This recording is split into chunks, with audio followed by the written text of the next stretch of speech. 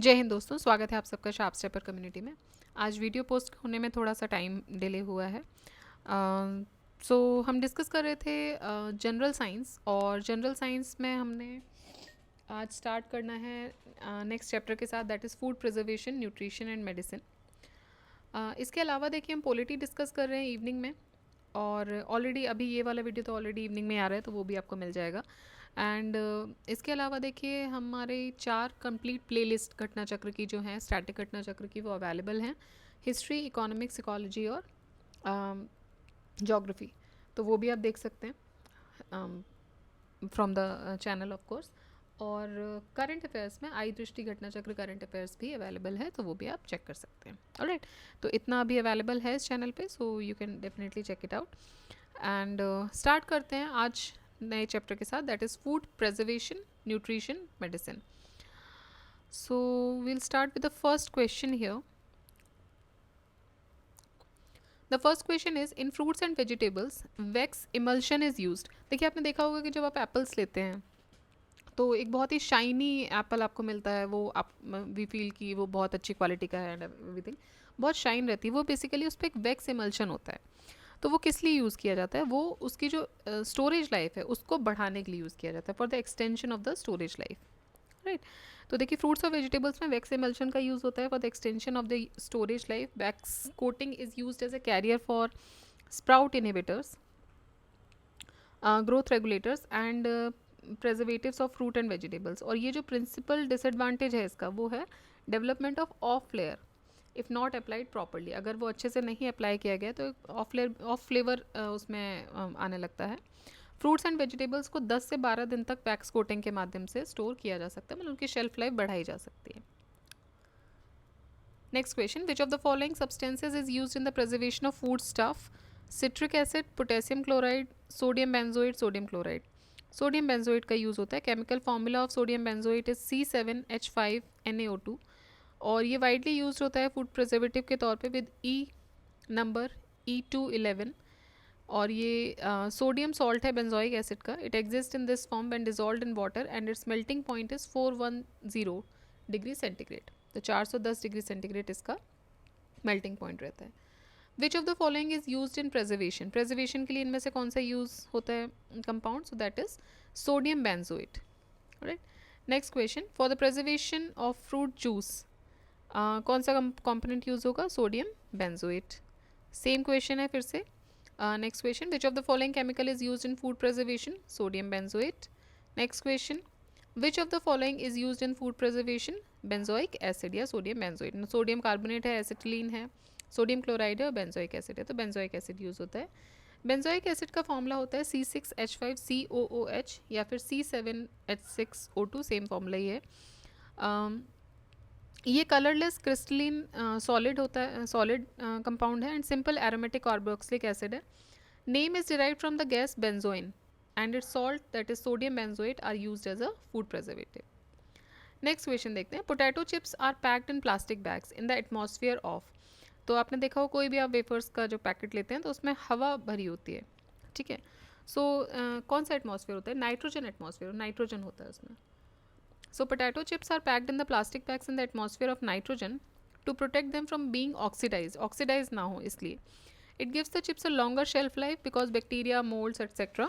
वो उसमें develop ना हो. They need oxygen to thrive, and in the absence of oxygen वो ग्रो नहीं कर पाते। तो अगर मान लीजिए अंदर ऑक्सीजन गैस भर दी जाती है तो ये सारी चीज़ें, बैक्टीरियाज वगैरह, क्योंकि सबके लिए लाइफ क्या है? ऑक्सीजन है। सो वो अगर आप उनको इनिबिटर्स के तौर पे दे दोगे एंड वो पैक्ड फूड में है, तो वहाँ तो बहुत ज़्यादा इनिबिट ग्रोथ हो जाएगी। तो इसीलिए इनकी शेल्फ लाइफ बहुत होती है, लंबे समय तक ये चलते हैं, क्योंकि इसमें नाइट्रोजन का एटमॉस्फेयर होता है। It also keeps away the moisture and keeps the chips intact during transportation also. Monosodium glutamate MSG, it is use in food is use as. तो ये क्यों यूज़ किया जाता है? आपको याद होगा कि मैगी के ऊपर बहुत इशू आया था MSG को लेकर। सो ये फ्लेवर एनहेंसर के तौर पे भी यूज़ किया जाता है और प्रिजर्वर भी होता है। Monosodium glutamate is commonly known as Ajinomoto. तो अजीनोमोटो का यूज़ होता है, और ये सोडियम सॉल्ट है ग्लूटामिक एसिड का। It is found naturally in some food including tomatoes and cheese in this glutamic acid form.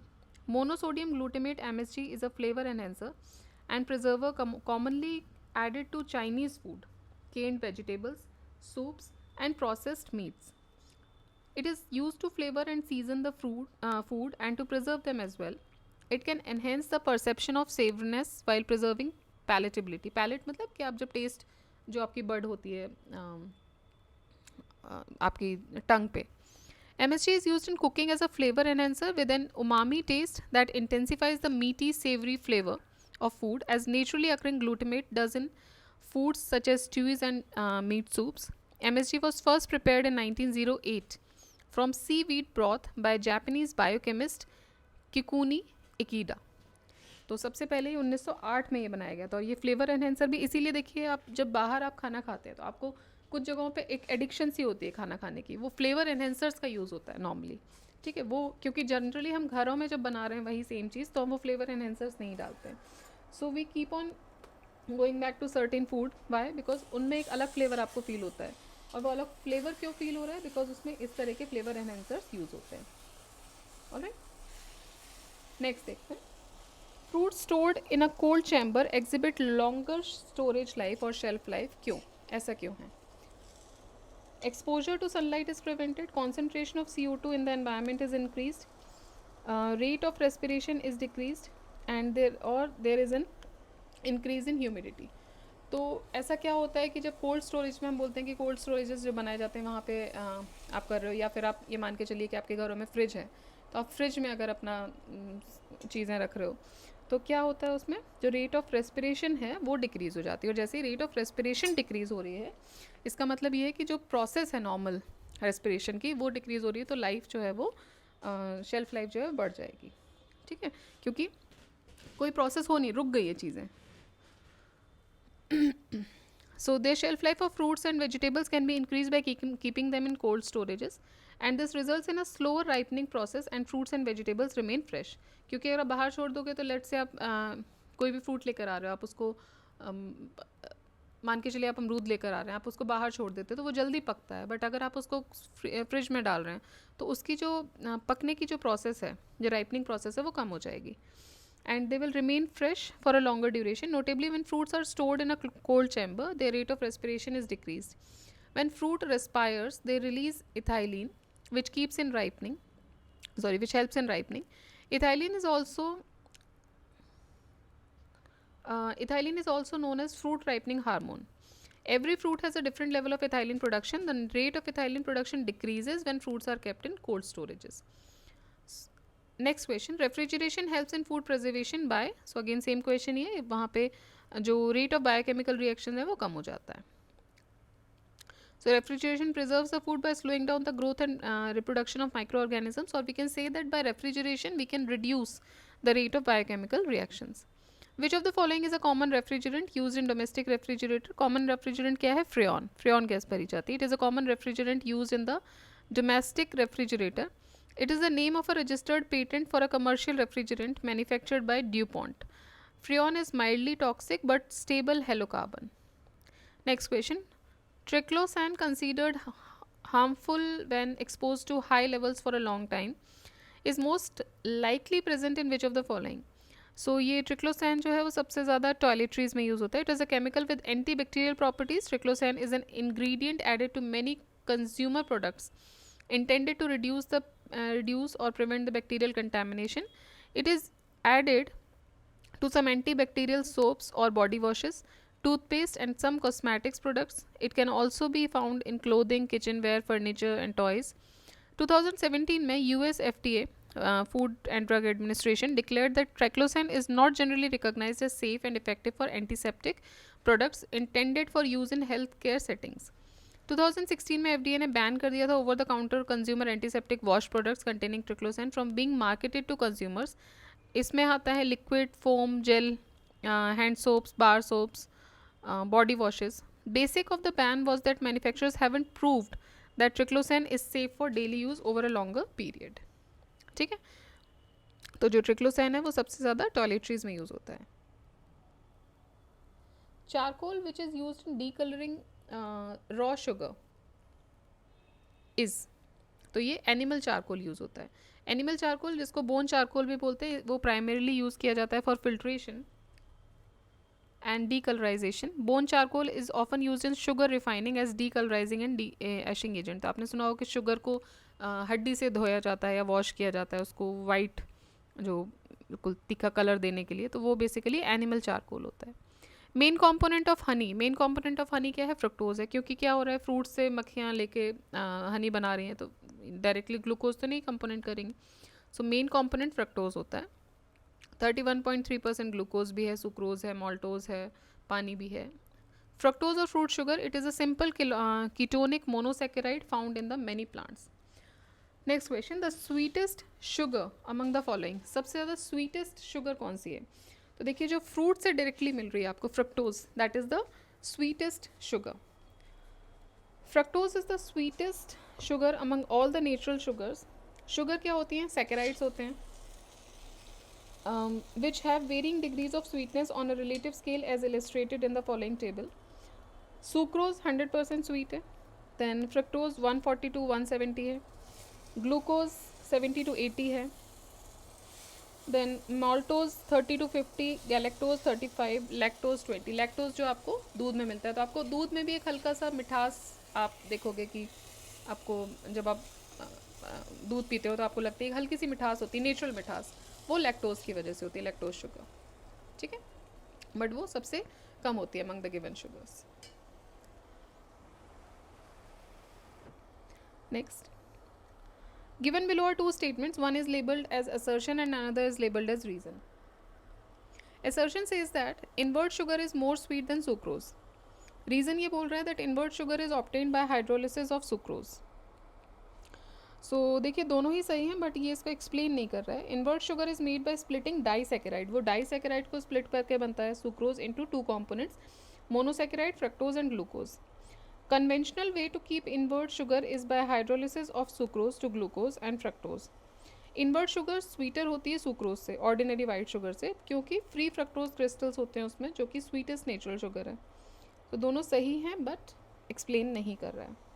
Next question, column A column B से मिलाना है आपको. Grape sugar, fruit sugar, milk sugar, table sugar, stevia. So देखिए, grape sugar तो हो गया glucose. आप जैसे अंगूर खा रहे हैं तो आपको ग्लूकोज मिल रहा है directly. Then fruit sugar fructose हो गया, मिल्क शुगर लैक्टोज हो गया, table sugar is sucrose,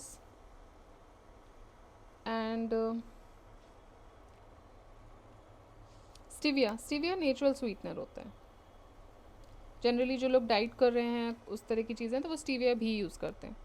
which of the following pairs is और are correctly matched? Beet, honey, cotton, milk. तो देखिए, मिल्क लैक्टोज बिल्कुल सही है, कॉटन में सेल्यूलोज होता है, बिल्कुल सही है, हनी में ग्लूकोज फ्रक्टोज दोनों होता है, ये भी सही है. सब फ्रक्टोज ज़्यादा होता है, ग्लूकोज थोड़ा कम होता है. बीट में शुगर होती है, बिल्कुल सही है. Next question, aspartame is an artificial sweetener sold in the market. It consists of amino acids and provides calories like other amino acids, yet it is used as a low calorie sweetening agent in food items. What is the basis of this use? So देखिए, एस्पार्टिम बहुत ज़्यादा sweet होता है, जो several times sweetener than the table sugar. So food items made with small quantities of aspartame, तो इससे क्या होता है, क्वांटिटी कम पड़ रही है स्पार्टिम की, तो कैलोरीज भी कम होंगी कंपैरेटिवली ऑक्सीडेशन पे, तो वो होता है. मेनली मान लीजिए आपको उसकी जगह शक्कर डालनी पड़ेगी तो ज़्यादा डालना पड़ेगा, तो जितनी ज़्यादा क्वांटिटी की आप शक्कर डाल रहे हो उतनी ज़्यादा कैलोरीज भी आप इनटेक कर रहे हो. सो एस्पार्टिम उसकी जगह स्वीट ज़्यादा होती है तो कम पड़ेगी. ठीक है, और कम पड़ेगी तो ऑक्सीडेशन के बाद कैलोरीज भी कम बनेंगी. It is 200 times sweeter than sucrose. Due to this property, even though aspartame produces 4 kilocalories of energy per gram, when metabolized, the quantity of aspartame जो है वो it needed to produce a sweet taste is so small कि उसके calorie contribution negligible हो जाता है. Although calorie बनेगी उतनी जितना, अगर आप मान लीजिए 1 चम्मच शुगर ले रहे हैं, 1 चम्मच एस्पार्टिम ले रहे हैं, तो कैलोरी एस्पार्टिम से ज़्यादा गेन होगी. बट जहाँ 1 चम्मच शुगर की ज़रूरत है वहाँ आप उसका 1/4 भी डाल सकते हैं, तो कैलोरी इंटेक आपका कम हो गया because of the it is 200 times more sweeter. ठीक है.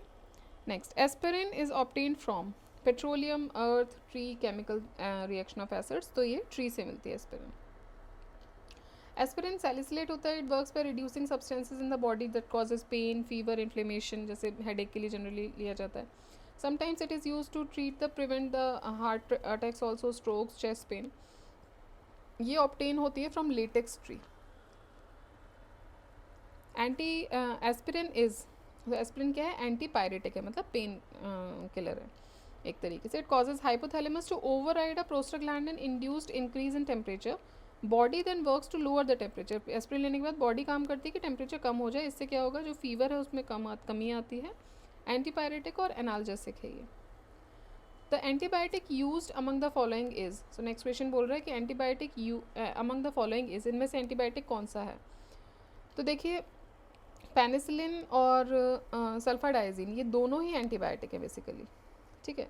एस्पिरिन, पैरासीटामोल ये क्या है, ये एनाल्जेसिक्स हैं, एंटीपायरेटिक मेडिसिन से. आपको बुखार आ रहा है, पैरासीटामोल लेते हो, हाथ पैरों का दर्द भी उससे ठीक होता है, तो एनाल्जेसिक्स भी हैं और एंटीपायरेटिक भी हैं. लेकिन पेनिसिलिन और सल्फाडाइजिन जो है ये दोनों ही एंटीबायोटिक्स हैं. As an example of antibiotic medicine, an example of antibiotic medicine आप दे सकते हो यहाँ पे पेनिसिलिन का. So penicillin is an antibiotic medicine. Aspirin and paracetamol are analgesic and antipyretic medicine, while chloroquine belongs to anti-malarial medicine. Which of the following is not correctly matched? So antiseptic, aspirin antiseptic नहीं होता है, aspirin analgesic होता है, antiseptic नहीं होता है. So aspirin is an acetyl salicylic acid. It is salicylate drug and is generally used as analgesics, जो कि पेन को बेसिकली कम करता है विदाउट प्रोड्यूसिंग एनेस्थीसिया या loss of consciousness. For minor aches, pains, to reduce fever, antipyretic भी है. And also as an inflammatory drug. It is not antiseptic. Remaining pairs जो हैं वो सही हैं, जैसे एंटीपायरेटिक पैरासीटामॉल है, बिल्कुल सही है. एंटीफोमिंग पॉलीमाइड सिलिकन्स हैं, सही है. एंट्राकाइटिक कैल्सिफ्रॉल विटामिन डी है, ये भी बिल्कुल सही है. Which of the following pairs is not correctly matched. Aspirin anaesthetic है, ये गलत है, नॉट करेक्टली मैच्ड है. It is analgesic, that is pain reliever, and antipyretic to remove the fever. बाकी पेयर्स जो हैं वो करेक्टली मैच्ड हैं. Which of the following compounds is used as a sedative. Sedative के तौर पे कौन सा यूज़ होता है. तो पोटेशियम ब्रोमाइड जो है वो सेडेटिव के तौर पे यूज़ होता है. पोटेशियम ब्रोमाइड और KBr ये एक सॉल्ट है, वाइडली इसको यूज़ किया जाता है एंटी कॉन्वल्सेंट या and sedative in the late 19th and early 20th centuries. It is used as a veterinary drug also. Antiepileptic medication भी है ये डॉग्स के लिए. अडरलेस है, कलरलेस है, क्रिस्टल्स हैं इसमें, white granular solid. Pungent bitter saline taste भी होता है इसका. Next question, which of the following forms an irreversible complex with the haemoglobin of the blood. तो ये होता है कार्बन मोनोऑक्साइड, कार्बोक्सी हीमोग्लोबिन इसमें बन जाता है. कार्बन मोनोऑक्साइड एक डेडली, कलरलेस, अडरलेस, पॉइजनस गैस है. जब भी इनकम्प्लीट बर्निंग होती है बहुत सारे फ्यूल्स की, जिसमें coal, wood, charcoal, oil, kerosene, propane, natural gas, ये सब आते हैं, तो जब भी ये इनकम्प्लीटली बर्न होते हैं तो ये प्रोड्यूस होता है. कार्बोक्सी हीमोग्लोबिन एक स्टेबल कॉम्प्लेक्स है कार्बन मोनोऑक्साइड का, जो कि जनरेट होता है रेड ब्लड सेल्स में जब कार्बन मोनोऑक्साइड को आप इनहेल करते हो. तो next question, milk is homogenised by. Milk homogenise कैसे होता है. तो जब फैट पार्टिकल्स ब्रेक डाउन होते हैं मिल्क के to the microscopic size with the help of a centrifuge. Centrifugation अगर आपको आइडिया है कि क्या होता है, सेंट्रीफ्यूज मशीन होती है, आप जनरली देखेंगे. तो उसमें जब आप फैट पार्टिकल्स को ब्रेक डाउन करते हैं तो मिल्क क्या होता है, होमोजेनाइज होता है. होमोजेनाइजेशन फैट को छोटे छोटे साइजेस में तोड़ देता है, so that it no longer separates, allowing the sale of non separating milk at any fat specification. तो आप जिनको इसको नॉन सेपरेटिंग मिल्क आपको वहाँ पे मिल जाएगा. The fat in the milk normally separates from the water. तो जो फैट होता है वो अलग हो जाता है and collects at the top. दस कंसिस्टेंसी एंड टेक्सचर जो होता है वो होमोजेनाइज हो जाता है. प्योरली फिजिकल प्रोसेस है, इसमें कुछ भी ऐड नहीं किया जाता है मिल्क में. तो जस्ट उसको एक सेंट्रीफ्यूगेशन मशीन में घुमाया जाता है, बाकी उसमें कुछ अलग से एडिशंस नहीं होते हैं. Which of the following oil is an extract of clove oil. Clove oil का एक्सट्रैक्ट क्या है, यूजिनॉल.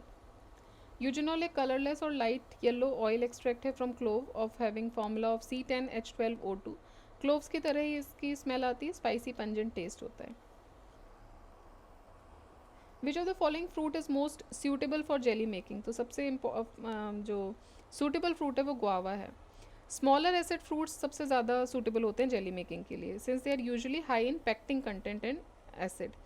गुआवाज में कैल्शियम बहुत होता है, फॉस्फोरस कंटेंट अच्छा खासा होता है। High pectin content make guava suitable for jelly making. Organic food is supposed to be better for us because it is grown without the use of artificial fertilizers and pesticides. ठीक है, सो organic food जो होता है वो most conventional pesticide fertilisers जो synthetic ingredients वगैरह वो use इसमें नहीं होते हैं, इसीलिए आजकल ऑर्गेनिक खेती की तरफ भी ज़्यादा जा रहे हैं। फर्स्ट 100% ऑर्गेनिक स्टेट कौन सा है आप कमेंट बॉक्स में बताइएगा। सो इसके साथ ये चैप्टर हमारा ख़त्म होता है। नेक्स्ट हम स्टार्ट करेंगे डिटर्जेंट एंड सोप के साथ नेक्स्ट वीडियो में। Till then keep revising, keep studying, share the video, like the video, subscribe the channel. जय हिंद, जय भारत।